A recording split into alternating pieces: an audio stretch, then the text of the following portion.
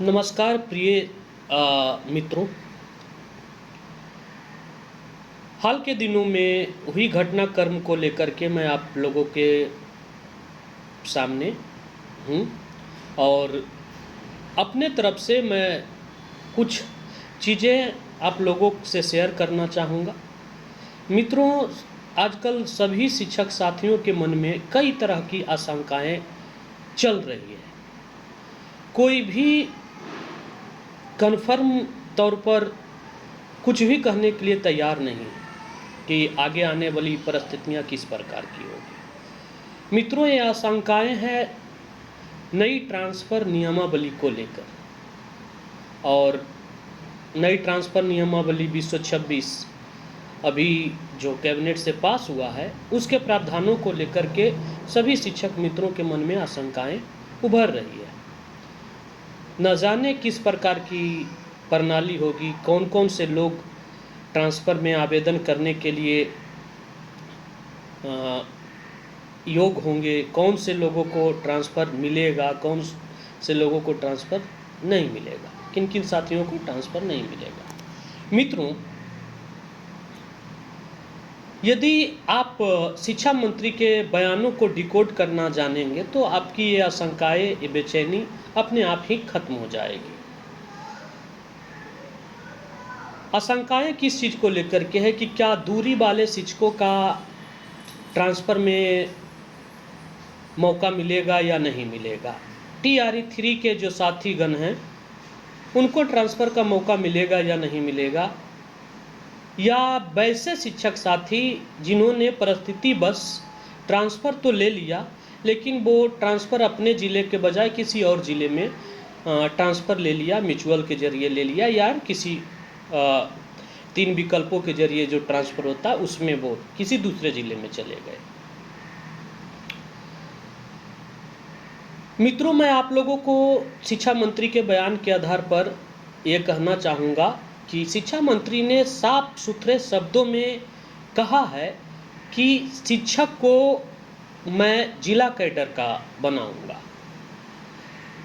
मित्रों, जिला कैडर का जब शिक्षक बनेगा तो वो चाहे TRE 1 हो, 2 हो, 3 हो, किसी भी प्रकार के शिक्षक हो, नियोजित शिक्षकों को छोड़ करके, तो जिला कैडर बनाने के लिए आप लोगों का ट्रांसफ़र 100% 100% सियोरिटी के साथ उस ज़िले में करना होगा, तभी शिक्षक जिला कैडर के बन पाएंगे। तो सबसे पहले तो ये व्यग्रता यहीं पर ख़त्म हो जानी चाहिए, या आशंकाएं यहीं पर ख़त्म हो जानी चाहिए कि किन शिक्षकों का ट्रांसफ़र होगा, किन शिक्षकों का ट्रांसफ़र नहीं होगा। शिक्षा मंत्री यदि जो शिक्षकों को जिला कैडर का बनाएंगे तो चाहे वो शिक्षक TRE 1 के हो, 2 के हो, 3 के हो, सभी लोगों का ट्रांसफ़र उन्हें उनके गृह जिला में करना ही होगा, तभी शिक्षक जिला कैडर के बन पाएंगे। तो यहाँ से इस आशंकाएं कि कोई भी वजह सामने नहीं आती है कि किन साथियों का ट्रांसफ़र होगा, किन साथियों का ट्रांसफ़र नहीं होगा। हाँ, एक चीज़ को लेकर के आशंका अवश्य है कि जो पॉइंट बेसिस ट्रांसफ़र होना है, किन्हीं लोगों को पॉइंट अलॉट किए गए हैं, तो उस पॉइंट को क्यों अलॉट किया गया, क्या सिर्फ और सिर्फ उस पॉइंट के आधार पर ही ट्रांसफ़र होगा। मित्रों, जाहिर सी बात है कि सभी शिक्षक साथियों से मिनिमम 3 विकल्प और मैक्सिमम 30 विकल्प मांगे गए हैं। अब पॉइंट की बात को समझिए। सपोज मान के चलिए कि आपने आवेदन दिया, आपने 30 विकल्प दिया है, और हमारे जो प्रिफरेंशियल कैटेगरी के शिक्षक हैं, जो किसी रोग से ग्रस्त हैं या किसी और वजह से वो प्रिफरेंशियल कैटेगरी में आ रहे हैं, उन्होंने भी आवेदन दिया, हम लोगों ने सभी ने आवेदन दिया है। अब 30 विकल्प जो हमने भरे हैं, प्रिफरेंशियल कैटेगरी वाले लोग भी वही 30 विकल्प दिए। तो मित्रों, इसमें क्या होगा, पॉइंट बेसिस के आधार पर क्या होना है कि जो प्रिफरेंशियल कैटेगरी के लोग होंगे तो उनका first choice, second choice, third choice सबसे पहले उन्हें मिल जाएगा। उसके बाद की जो बची हुई चॉइस है उसमें आपका ट्रांसफ़र किया जाएगा। तो यहाँ पॉइंट का सीधा सिंपल सा आधार है कि यदि एक ही जगह के लिए दो प्रकार के व्यक्तियों ने ट्रांसफ़र के लिए आवेदन दिया, एक व्यक्ति प्रेफरेंशियल कैटेगरी से आ रहे हैं और एक व्यक्ति गैर प्रेफरेंशियल कैटेगरी से आ रहे हैं, तो प्रेफरेंशियल कैटेगरी वाला लोग को पहला चॉइस मिल जाएगा और गैर प्रेफरेंशियल कैटेगरी वाले लोग उस चॉइस के ऑप्शन में पीछे की ओर सरक जाएंगे। जाहिर सी बात है 1 से लेकर के 30 की ओर सरकते जाएंगे। जितने सारे लोग जिस प्रकार के पॉइंट लेकर के ट्रांसफ़र के लिए आवेदन करेंगे, उनका चॉइस 1, चॉइस 2, चॉइस 3 से लेकर के हायरार्कियल वे में उनका आवेदन उस वे में स्वीकार किया जाएगा और उन्हें उसी प्रकार के स्थान मिलेंगे। जबकि बाकी जो शिक्षक साथी हैं जो प्रेफरेंशियल कैटेगरी में नहीं आ रहे, तो वो हायरार्की में पीछे की ओर जा सकते हैं, यानी कि 1, 2, 3, 4 चॉइस यदि जो प्रेफरेंशियल कैटेगरी वाले को मिल रहा है तो उनको 5वां ही चॉइस मिलेगा। तो इससे हम लोगों को कोई पैनिक भी नहीं होना है, हम लोगों को सिर्फ और सिर्फ जिला कैडर का बना दिया जाता है, यही काफ़ी है। जहाँ तक सवाल है कि सर हम दूरी चले जाएंगे, हम ये हो जाएंगे, हम वो हो जाएंगे, हमें एकदम बिल्कुल घर के नज़दीक ही हमको देना है, तो मित्रों एक बात का आपको खास ख्याल रखना पड़ेगा कि शिक्षा मंत्री ने इस बात के लिए भी एम्फेसाइज किया है कि ट्रांसफ़र होने के बाद आप अपने ज़िले में जो स्थापना समिति बनाई जाएगी उस स्थापना समिति के पास भी अपनी शिकायत को पहुंचा सकते हैं। म्यूचुअल के विकल्प को भी खोलने का उन्होंने एक प्रकार से कहिए कि इशारा किया कि म्यूचुअल भी खुलेगा, तो म्यूचुअल लेकर के भी आप अपने ज़िले में ही नज़दीक के स्कूलों में ट्रांसफ़र ले सकते हैं, विकल्प मिल जाएगा, ज़िले में बहुत सारे विकल्प मिल जाएंगे। तो इसलिए आप लोगों को पैनिक नहीं होना है, किसी भी प्रकार के नकारात्मक परिदृश्य को अपने माइंड में नहीं करना है। मित्रों आजकल एक बात को गौर कीजिएगा कि कुछ यूट्यूबर लोग हैं या कुछ उस प्रकार के निगेटिव बोलने वाले लोग हैं, वो टीचरों को बेईमान कामचोर साबित करने पर भी तुले हुए हैं। वो नहीं चाहते हैं कि इन शिक्षकों की समस्याओं का निराकरण हो, समाधान हो। तरह तरह की आडंबर, तरह तरह की बातों से वो शिक्षा विभाग के अधिकारी को, शिक्षा मंत्री को कोशिश करते हैं कि शिक्षकों का ट्रांसफ़र ना हो, तरह तरह के व्यूह रचते हैं। बात जहाँ तक है कि आजकल के स्कूलों में जो है पढ़ाई की व्यवस्था है या गुणवत्तापूर्ण शिक्षा की व्यवस्था है, तो हम लगभग सभी स्कूलों में देख रहे हैं कि एक वैध जो शिक्षकों की संख्या होनी चाहिए लगभग है। पहले की अपेक्षा शिक्षकों की संख्या में और शिक्षक छात्र के अनुपात में काफ़ी सुधार हो चुका है और टाइमिंग को लेकर के भी सुधार हो चुका है। ऐप से शिक्षक साथी लोग अटेंडेंस बना रहे हैं, तो वैसे भी शिक्षक मानते हैं कि कुछ शिक्षक अगर जिम्मेदाराना रवैया अपनाते थे, तो वो शिक्षक भी आजकल टाइमिंग को लेकर के या रवैये को लेकर के ऐसी कोई बात नहीं है कि उनमें सुधार नहीं आया है, उन शिक्षक साथियों में भी सुधार आया है। हम शिक्षकों को एक बात का खास ख्याल रखना होगा कि पढ़ाई को लेकर के या टाइमिंग को लेकर के किसी भी प्रकार के निगेटिव नहीं बोलना है और ना ही निगेटिव करना है।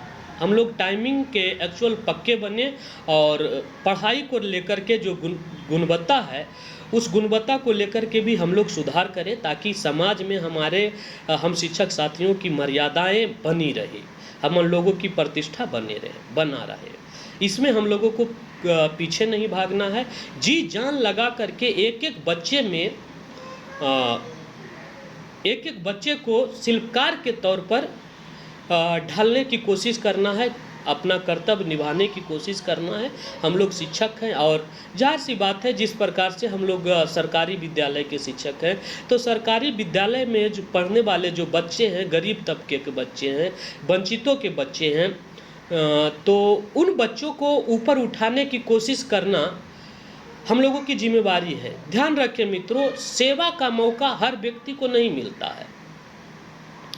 सेवा का मौका ईश्वर बहुत कम लोगों को उपलब्ध करवाता है, और उसमें भी सेवा में भी पहले मेवा निर्धारित कर दिया गया है। यानी हम लोगों की जो सैलरी है, हम लोगों की जो पारिवारिक जिम्मेवारियां हैं, उस जिम्मेवारियों को उठाने के लिए हम लोगों का जो वेतन है उसका निर्धारण हो चुका है। तो हम लोगों को, गरीबों को सेवा करने में, समाज के वैसे वर्गों को जो अभी तक शिक्षा से वंचित थे या उन्हें उस प्रकार की सुविधाएं उपलब्ध नहीं थी, उन लोगों के जीवन स्तर को, उनके शैक्षिक स्तर को ऊपर उठाने में पूरा दम और ताकत झोंक देना है। हाँ, जो ट्रांसफ़र का मुद्दा है कि सभी शिक्षक साथी अपने घर के जिम्मेवारियों का निर्वहन करें, एक वैध मुद्दा था, और लगभग शिक्षा मंत्री के बातों से अभी तक तो यही लग रहा है कि इस वैध मुद्दे को समाधान करने की उन्होंने पुरजोर कोशिश की है। अपने तरफ से उन्होंने सारी ताकतें लगा दी है। तो हम लोग सर्वप्रथम शिक्षा मंत्री जी और शिक्षा विभाग के कार्यों में किसी भी प्रकार के नकारात्मक अनर्गल टिप्पणी करने से बचें, और अपनी प्रतिष्ठा को समाज में इस प्रकार से स्थापित करें कि कुछ जो लोग हैं लगातार टीचरों के खिलाफ नकारात्मक प्रवंचना करते रहते हैं, तो उनको हम अपने कर्मों से जवाब देने की कोशिश करें। हमें आशा ही नहीं, विश्वास है कि अब आप लोग बिल्कुल समझ चुके होंगे कि ऐसा कोई भी व्यक्ति नहीं है जिसकी ट्रांसफ़र नहीं होने वाली है। मित्रों, ये कोई ट्रांसफ़र ऐसे नहीं आया है कि किसी अधिकारी ने उस ट्रांसफ़र की नियमावली बनाया और पास कर दिया और उसी के आधार पर ट्रांसफ़र हो रहा है। यह ट्रांसफ़र नियमावली जो है कैबिनेट में से पास होकर के आया है। इस ट्रांसफ़र नियमावली जो कैबिनेट से पास होकर के आता है, वो नियमावली अस्थायी नहीं होकर के अस्थायी होता है।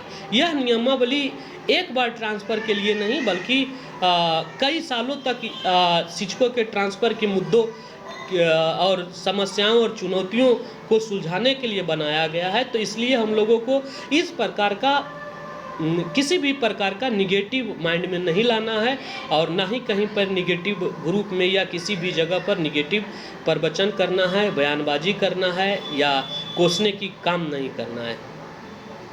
जहाँ तक बात है कि कैबिनेट से ट्रांसफ़र नियमावली पास हो गई है और अभी तक जो पब्लिक डोमेन है, यानी हम शिक्षक साथियों के पास नहीं आई है, तो वो बहुत जल्द ही आ जाएगी।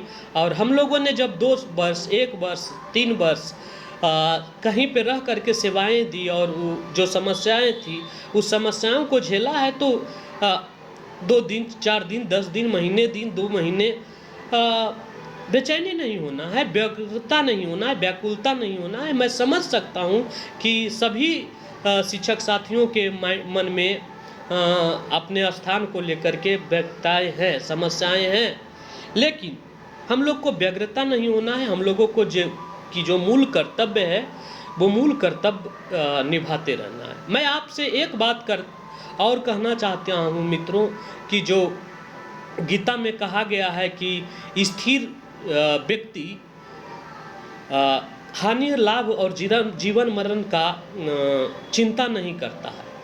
तो हम लोग शिक्षक हैं, हम लोग का व्यक्तित्व एक स्थिर चित्त वाला व्यक्तित्व होना चाहिए। यदि हम लोग व्यग्र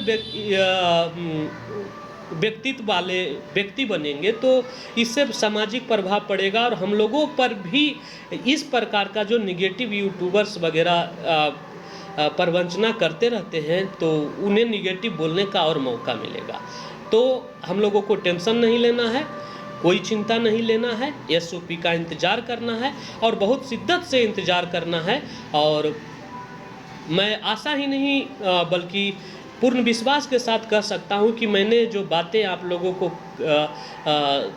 कहना चाहा है वो बात आप लोग समझ चुके हैं। बात सवाल उठता है कि एसओपी आने के बाद यदि उस प्रकार की समस्याएं हम लोगों का निराकरण में कुछ चीज़ें रह गई है, तो उसके लिए हम लोग, सरकार है, सरकार हमारा विभाग है, विभाग हम लोगों का ही है और हम लोगों से ही विभाग बना है। 6 लाख हम लोग हैं और बाकी जो अधिकारीगण हैं और सारे लोग हैं वो है ही कितना, 10-20 हज़ार। तो शिक्षा विभाग का मतलब ही होता है हम शिक्षकगण।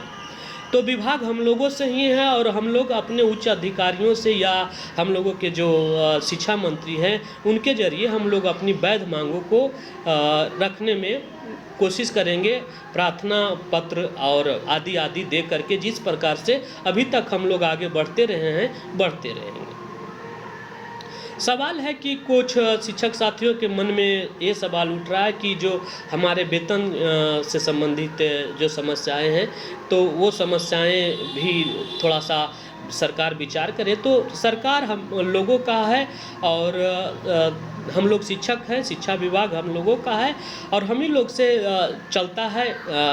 तो हम लोग आगे भी इस मुद्दे को ले करके शिक्षा मंत्री हैं या सरकार है उनसे प्रार्थना पत्र या इस प्रकार की चीज़ें जो गतिविधि है जो किया जा सकता है करेंगे हम लोग प्रयास। नमस्कार शिक्षक साथियों, हम एक बार अंतिम में आप लोगों को अलविदा कहना चाहूँगा। जय हिंद, जय भारत।